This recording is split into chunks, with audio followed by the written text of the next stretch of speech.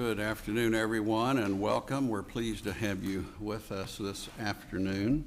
We have 4 cases on the afternoon docket, and we will hear them in the order in which they appear.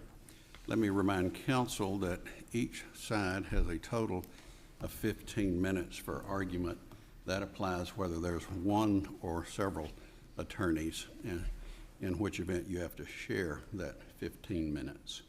The appellant does have the right to reserve up to 5 of your 15 minutes for rebuttal. So when you come to the podium, introduce yourself and then let us know how much time you wish to reserve, and we'll program the clock accordingly. Are there any announcements or introductions?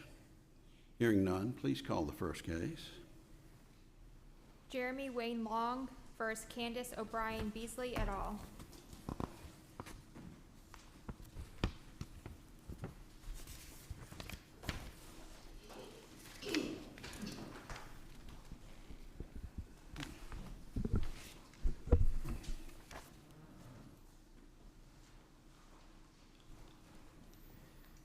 Good afternoon.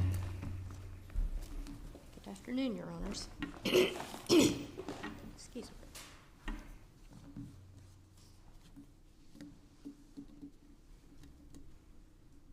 You may proceed. Good afternoon, Your Honors.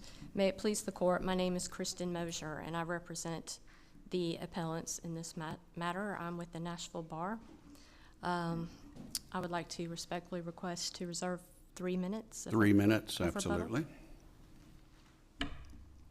I need to give a short procedural posture before I start discussing the issues in the case this afternoon, Your Honors. This is a defamation case brought by Officer Jeremy Long.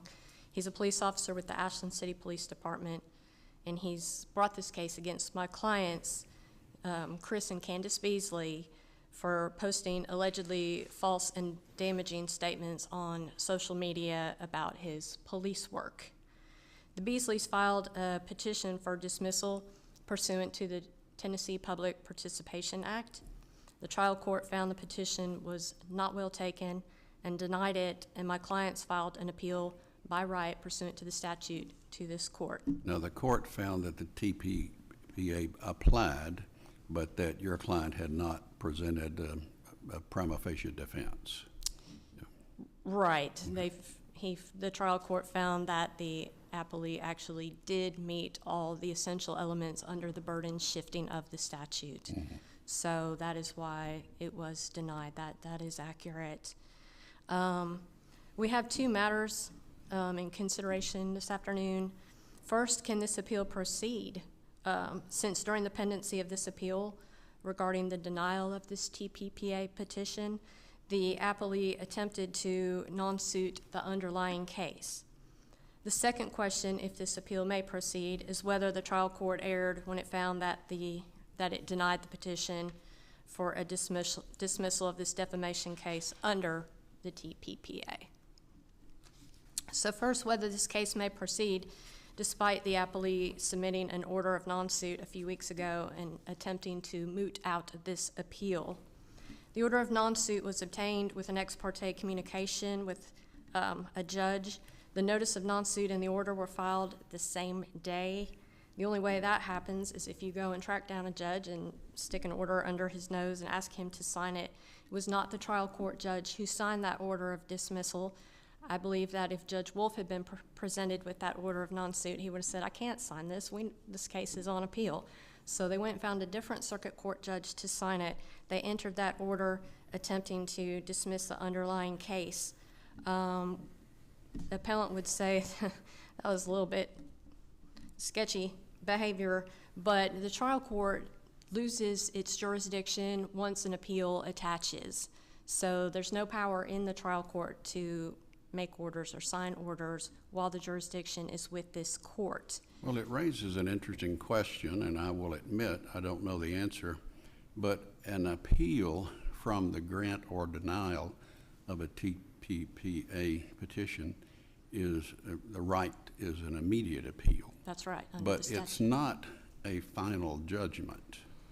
Thus, arguably, there are matters that are still within the jurisdiction of the trial court, because the only thing on appeal in your case is the denial of your client's TPPA petition. So, do you have any authority to cite that says the trial court has no jurisdiction over any aspect of the case while the TPPA appeal is pending?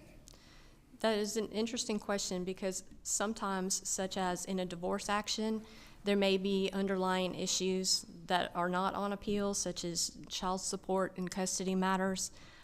We would respectfully submit that's not like this case. Everything stops, discovery stops, everything, and this actually would resolve all the issues in the case were this motion resolved. So it would be basically a final order which would end the case were it successfully granted. Now, what benefit does your client or clients receive if we do not approve the Rule 41 dismissal? So what they gain, which would attach, would be a dismissal with prejudice instead of without prejudice. And if this case is successful, attorney fees and costs do attach to a successful outcome of this. Right. So we would say this is almost like trying to non-suit an underlying case to skirt something like sanctions that might be on appeal. Mm-hmm. That's kind of what this might be akin to. All right, thank you. So if this honorable court finds that the case can go forward, we need to move into the merits of the actual underlying appeal.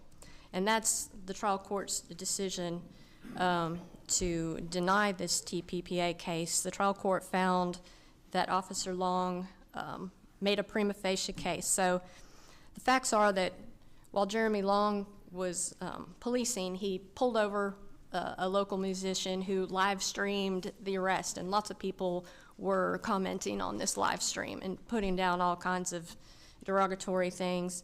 My client Candice Beasley posted something about him.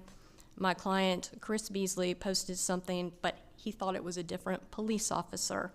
That's the facts that are on the record, and they're not in dispute. Lots of people were very upset. There were over 5,000 comments posted on the internet. People called 911. They were so upset they were complaining.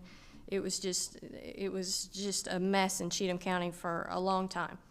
Officer Long chose to only sue my clients for defamation. Because Officer Long is a public official, the comments my clients made are protected because they're about a public matter. So the trial court found that the TPPA did apply to this situation. Under that statute, there's then a burden shifting. My clients have no liability for their comments on a public concern or matter. The burden then shifts over to Mr. Long to have to show that he has presented a defamation case with a prima facie defamation case. Of each essential element of his claim. Yes. Where we claim that he failed is that he did not show with clear and convincing evidence actual malice by my clients. Actual malice is reckless disregard for the truth. Unfortunately, in this situation, it's a very high standard, a very high burden, and Mr. Long just did not meet that standard. More importantly, it's a subjective standard that focuses on the defendant's state of mind when they made their comments, whether they believed it was true, not even whether it actually is true, what they were saying. Well, didn't the police officer's attorneys point out that your client, Mrs. Beasley, claimed that the officer had arrested her 9 times, but he introduced evidence that he had only arrested her twice, and she'd only been arrested 3 times, once by another officer? Oh, yes, that evidence was not admissible. That came from records that were secretly subpoenaed, were not copied to me. And Secretly subpoenaed? Yes, there was a subpoena issued for the criminal records. I was not copied on that subpoena. Then no custodian of records put in an affidavit that they were an actual and true copy of the criminal records. They submitted that into evidence one day before the hearing. I didn't even have a chance to protest it, put up a protective order, or anything. The trial court said he disregarded that evidence. In addition, my client says she was harassed 19 times. Harassed, not arrested. So that's a subjective question in her mind what harassment is. So it wasn't just arrest, it was other behavior by him in the community towards her. In this situation, we would show that she's probably right that he's harassing her. If she's the only one that's been picked out of 5,000 people that have posted comments about him on the internet, she's probably right that this has been a campaign of harassment against her for decades. So in this situation, though the court has a de novo review, the court can take fresh eyes and look at the evidence that have been submitted here. And this court will not find anything that showed. First of all, let me address Chris Beasley. He said he thought it was a different police officer. He was not even talking about Mr. Long when he posted the comment that has been cited as defamatory. And in fact, the trial court said the evidence submitted by Mr. Long to prove his prima facie case was that Chris Beasley was not referring to the plaintiff when he made his comments. How can that be actual malice? The trial court himself said that was the proof that he was not even referencing Officer Long. It was a completely nonsensical finding. Either way, you can't show actual malice because you can't prove that he was even talking about this guy. And if he was, he said he didn't mean to. It's the subjective state of mind. So there's just no way this case can proceed against Chris Beasley. There can be no actual malice. Did he take it back publicly, like he published it publicly? No, and that's not required, Your Honor, under the law. You don't have to go back and research what you've said and then go back and correct it. And I believe that is the case of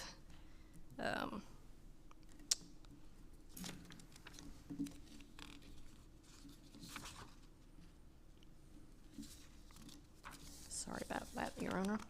Anyway, that is not the standard that you have to go back and correct that.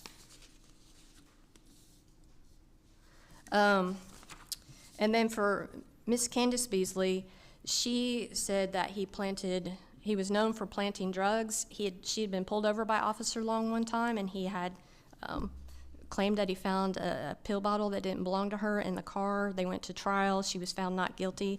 So in her mind, the only way that pill bottle got in her car is that he planted it on her. That was her knowledge, and she also said that was his reputation in the community. So that was not proven false. That she'd been harassed 19 times was not proven false by anything.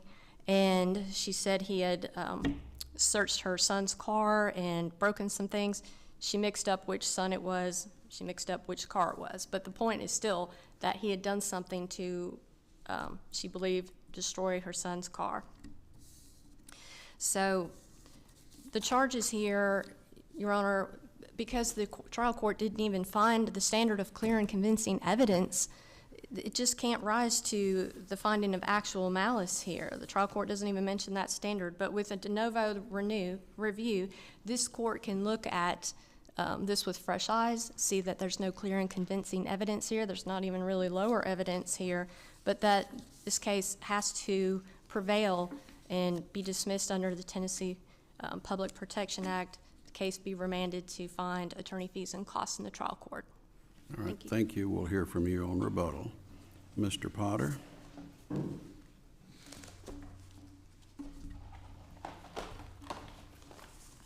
Good afternoon.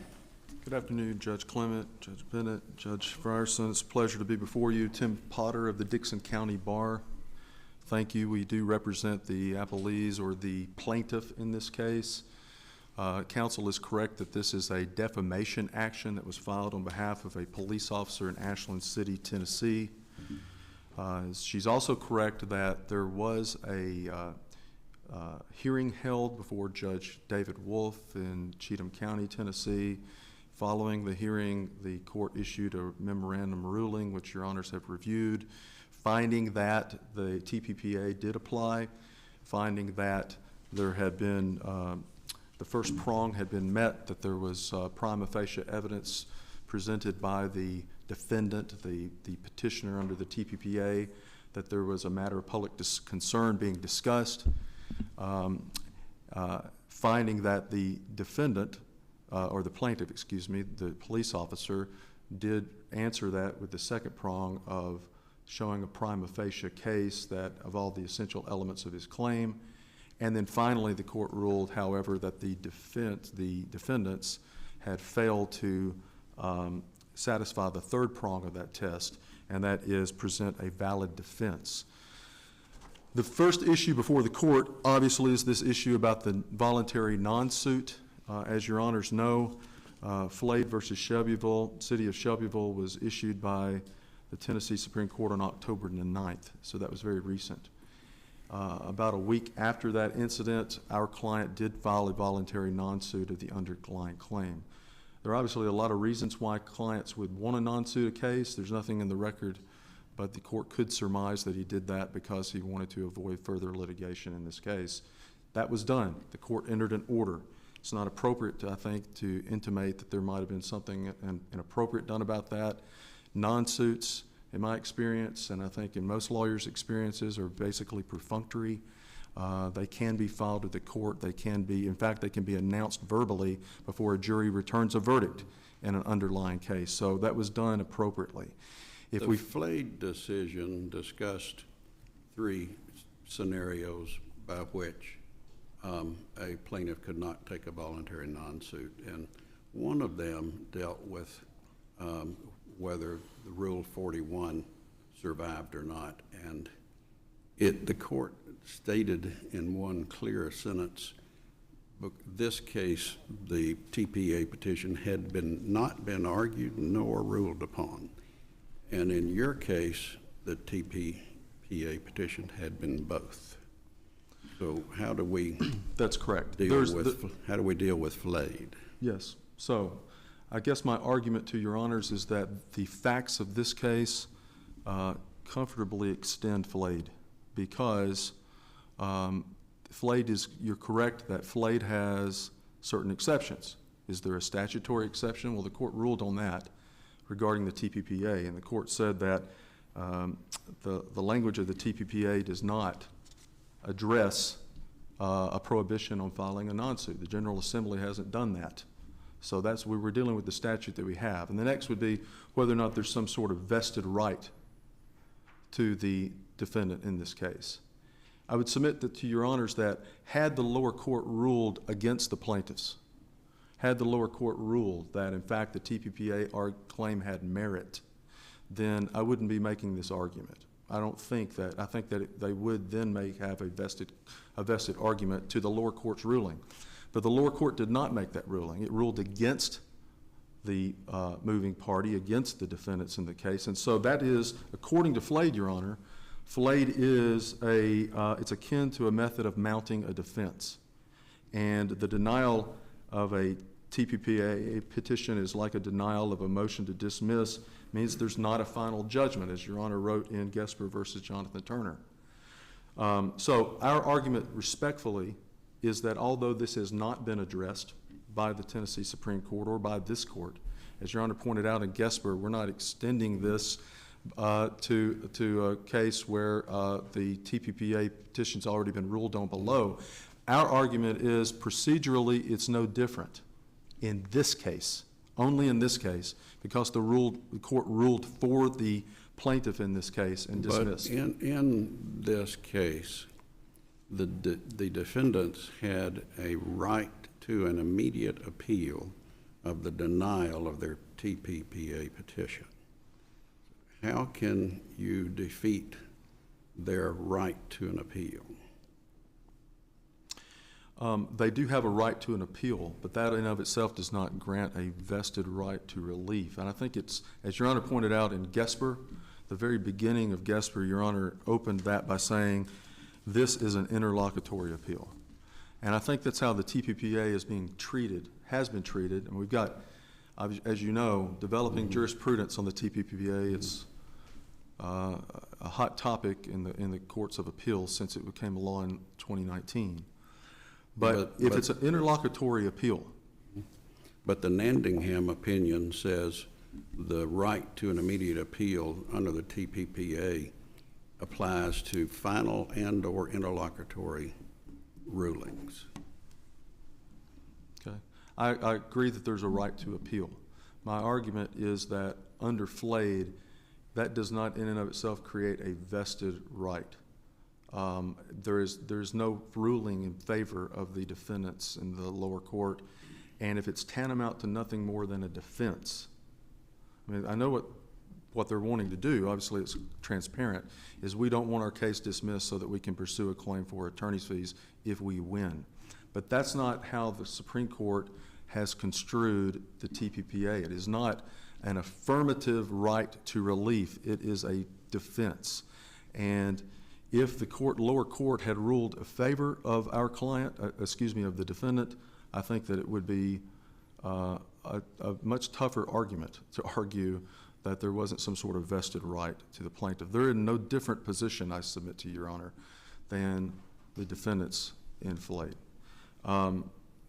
If the court does not agree, and if the court does not allow the Rule 41 voluntary non-suit, we submit that the lower court's ruling was correct on the merits. And let me address that for a moment. I think we can sort of abbreviate what the issue is. And the issue is, according to the brief that has been filed by the defendants, is whether or not during the second prong of that test, when the plaintiffs had an obligation to prove of prima facie evidence that they had met all the essential elements of their claim, the defense argues that the plaintiff did not prove that by clear and convincing evidence. So let me talk about that for a moment. We dispute that. We think that he did, our client did. Obviously, if you look at Charles McQueen, which was the Tennessee Supreme Court decision that was handed down in July of this year, again, these are recent cases, as you know. In Charles McQueen, Justice Campbell did a good job of putting in that opinion what the obligations are when you're dealing with a public figure. And we concede in this case that the plaintiff is a public figure. And I think we've briefed that. So the standard is clear and convincing evidence. So the court said in McQueen that proving that second prong of prima facie, you have to put forth a prima facie, show that you would prove a prima facie proof of all your elements of your claim. That's tantamount to putting forward enough proof to survive a motion for summary judgment or a directed verdict. And that must be construed in the light most favorable to the party making the prima facie case. And the court also said in that case that they must be done in the light most favorable to the party seeking to establish the prima facie case and disregard countervailing evidence. So one of the tangential issues in this appeal is counsel relies in her brief, appellant relies in its brief on some self-serving declarations that were submitted by both defendants in this case, and we would ask the court to disregard those because those are countervailing evidence, and we don't think that, according to the ruling in McQueen, should be considered for purposes of the meeting that prima facie standard. But when we look at that at McQueen, it tells us that obviously actual malice requires proof that the defendant had knowledge of the falsity of her statement or his statement, or that there's reckless disregard as to the truth of these statements. And so drilling down on just a little bit of the statements themselves, Mr. Chris Beasley said in this post, "I know that dirty cop well. He had to leave the Ashland City Police Department back in the day because he stalked women and would plant drugs in people's cars to make busts. He just got hired back and is pulling over everyone to build his quota up." That was his comment. And the proof that's in the record in his deposition testimony is He commented on that after several other people had commented. In fact, after a video had been posted of the officer, he did not correct his statement. I submit to you that when we're dealing with social media, every day that a post is up, the statement is a statement. There are new readers. There are new people that are reviewing that statement. It's not a verbal statement that's been made in the past. It's something that's still out there. He didn't bother to correct it, despite his deposition testimony that, which I submit to you, a rational trier of fact could conclude was very self-serving and a very convenient way to avoid a defamatory statement under the TPPA to say, oh, well, I thought I was talking about someone else. He further says in his deposition that's in the record that he has astigmatism and some vision issues, and he just has a real problem when he's looking at the screen on his phone, and maybe that was, he just got confused and he thought he was talking about a different officer. As we know, in the Stone Rivers Motors case that's been cited in our brief, that it's really a matter of whether a reasonable third-party recipient of the defamatory communication would understand it to refer to the plaintiff. And clearly, a third party would have construed it to refer to Officer Jeremy Long. There's no argument that the statements were true at all regarding Mr. Long. In fact, Mr. Chris Beasley says, oh, I think I was talking about someone else. And so if we look at the actual malice statement, actual malice conditions, compelling whether or not it is clear and convincing. Actual malice proof that's made with this reckless disregard for the truth. You can prove this by showing that the speaker purposely avoided learning that the allegations were true. Can also be established with showing that the statement was so inherently improbable that only a reckless individual would have put it into circulation. Candice Beasley made a number of allegations. Most seriously, the allegation that she made was that Long is known for planning drugs. The same cop harassed me more than 19 times when Blake and Peyton were little. Now here he is harassing them and searching vehicles, claiming to smell weed each time. He broke panels and all kinds of SHIT in Blake's Tahoe. When she was deposed, the transcript will show that she says she was incorrect as to the vehicle, incorrect as to the subject of the investigation, and incorrect as to the identity of the investigating officer. She identified the wrong son, the wrong vehicle, and then she said that the 19-time statement really weren't arrests, but included every time I ever had interaction with this officer, including at Walmart. So there's a high degree in the Garrison versus Louisiana case, 1964, United States Supreme Court case.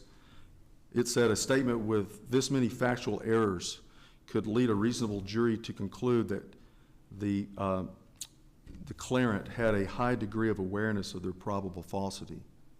And that's our argument in this case. So there are a number of contradictions there with those statements. So do you have a comment about the admissibility of the information that your client provided arguably the day before the hearing? The arrest records, I think that that's not an issue before this court. I think that the judge did not allow that, and we have not appealed that issue. Right, thank you. Yeah. Finally, I think the court was correct in ruling that the defendants had failed to put forth a valid defense. And one of the final things I want to say is that's more than a prima facie case, I submit. If you take a look at the court's ruling in Pragnell versus Franklin in 2003, a petitioner must establish a valid defense. Under Pragnell, the burden to do this is more than a prima facie demonstration to achieve this dismissal. And the only argument made was that he didn't have a reputation that could be disparaged, and ample affidavits were submitted into evidence by our client that would refute that. Does the court have any further questions for me? Hearing none, thank you, Mr. Potter. Thank you, Judge. We'll hear rebuttal.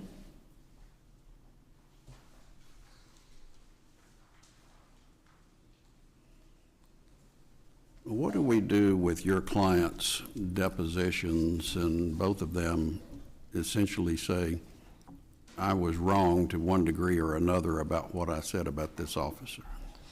That's a great question, and it also, I'll answer that and also answer Judge Bennett's question from earlier. In the case of Elston versus Coker, I didn't have that right at my fingertips, and reiterated in McClune versus Rome City, you're not under a duty to investigate who you're commenting about. It says, because negligence is not the standard in a public figure defamation case, failing to investigate information provided by others before publishing it, even when a reasonably prudent person would have done so, is not sufficient by itself to establish reckless disregard. And so it's uncontroverted. They may say it's a convenient defense, but Chris Beasley maintained it all along. He said it was dark when that video was being shown. Both the officer he confused him with and Mr. Long are very obese men. They're bald with goatees. So in the dark on a cell phone, when you don't have your glasses on, that was a very legit defense. And the trial court didn't say that it wasn't. The trial court said the only evidence brought forth by the Mr. Long was that he didn't mean to talk about Mr. Long. The trial court didn't say, oh, that's not credible. I found other evidence where he did think it was him. So that really isn't an issue here. And then with Mrs. Beasley, just the fact that she confused her sons and their car, that's not being willfully false. That's negligent at most for a mother to confuse their sons. My mom used to call us out and go, take Chris. Mothers just confuse their kids. It doesn't mean it's willfully false. And even if it was one son over another breaking the car of one son, that doesn't change the nature of the defamatory statement. That he still broke somebody's car. He still pulled one of her sons over. He still claimed to smell weed. It didn't really matter which one it was or which car it was. So that doesn't show that she's being willfully false. So I would say that is just negligent. I agree with you, Flay does not apply here. In that case, no decision had been rendered. And this is, yes, you can non-suit even before a jury returns a verdict, but here we basically had a verdict by the underlying court. The TPPA is to quickly resolve cases and give back fees for frivolous litigation. You can't say, well, let's just see how far this goes. Let's see if they win. Let's go all the way to the Court of Appeals and even read their briefs, and then we can dismiss this case. That would completely gut the purpose of the TPPA with its fee-shifting burden. So I say you can't go all the way and then ditch the case. I just don't think that was the intent of the statute. And finally, Pragnell doesn't apply because we don't even get to Pragnell. Pragnell would only apply if they had made their prima facie case, and then we had to come back and give a defense. So it was another fee shifting, but that doesn't apply. That is issue shifting, but that doesn't apply here. We don't even get to Pragnell here. Thank you. All right, thank you both for your arguments. We'll take your case under advisement. Call the next case, please. Cadalo Construction LLC et al. versus Linda Ward et al.